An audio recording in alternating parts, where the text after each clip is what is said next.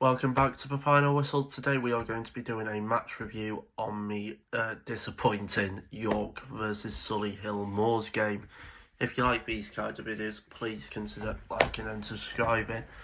Let's get into the positives first. We were creating a lot of chances.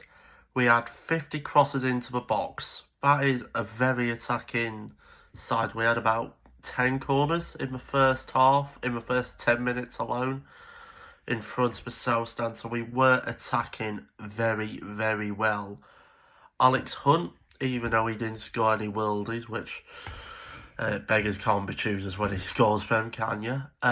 He was really good in midfield, I thought. Hiram Bota was also brilliant. You can see why he was a former Premier League player in them games. He was just controlling the midfield, passing it forward to Newby, which I'll get on to Newby later. He's a completely different side of the game. And Sinclair, to be fair, we can put them both together. Mail is showing why he's one of the best keepers, if not the best, in the National League this season. He was saving quite literally everything. He could have probably saved the Titanic if he was on it at that point, to be fair. Ollie Pearce was making good runs, but due to Newby, he wasn't getting the service back he needed to be effective. I've said his name enough, let's get on to it. Alex Newby, he was very disappointed. I do not personally, this is personal, you will have a different view to it. I was not impressed with how he played.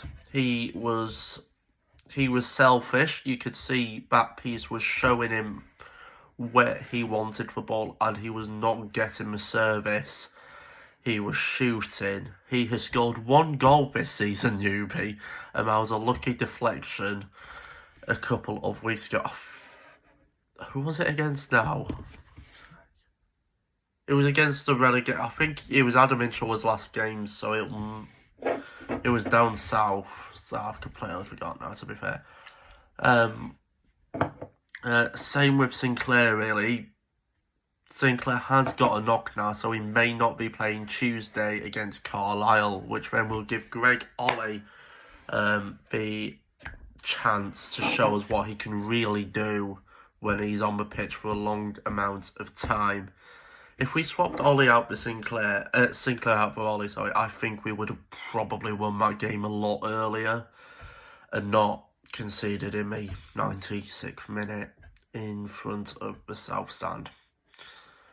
Yeah, 96th minute loss at home.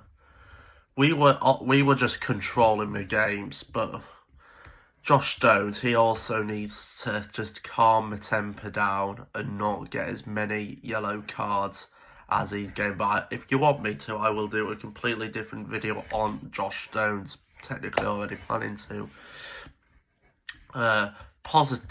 What were the negatives? For referee, yes, a mainstay in all football games, the referee was not good, especially with the 8-second rule, which, if you don't know, the goalie has 8 seconds to release the ball, or it's an opposition corner. Now, when he was in front of the south stand, he was taking at least 15 seconds to release the ball, so the ref didn't book him. I believe he got booked towards the end, but so at least he did get something. For defence, don't get me wrong, the defence in the first half and halfway through the second half were brilliant. But they were pushing too far up for the last corner of the game, and then Solihull just hit one ball over the top and they were through on goal, and all 59 fans of Bears celebrated a 95th minute winner. Yeah. Pearce, if he does want to leave, I cannot blame him. The service so far this season for him has been nothing short of atrocious, especially with Newby. He was good at Altrincham when we bought him, and then he doesn't like to play teams with a high block, which is exactly how Solihull played. I think he has 2 or 3 games to convince Stuart Maynard to continue to play him. He will be probably on the bench, if not potentially looked at in the German window as being a player we can get rid of, a bit like Depot or Lennell. I think if we brought Depot back, we would just win the league almost immediately. The South Stand, of course, season ticket holder in South Stand, so of course I've got a boost for South Stand. They were fully chanted, even when it was pissing down. So if any non-league fan says York fans don't sin whilst the game's going on, sit in the South Stand, you will change your mind. Anyway, if you like this video, please consider liking and subscribing.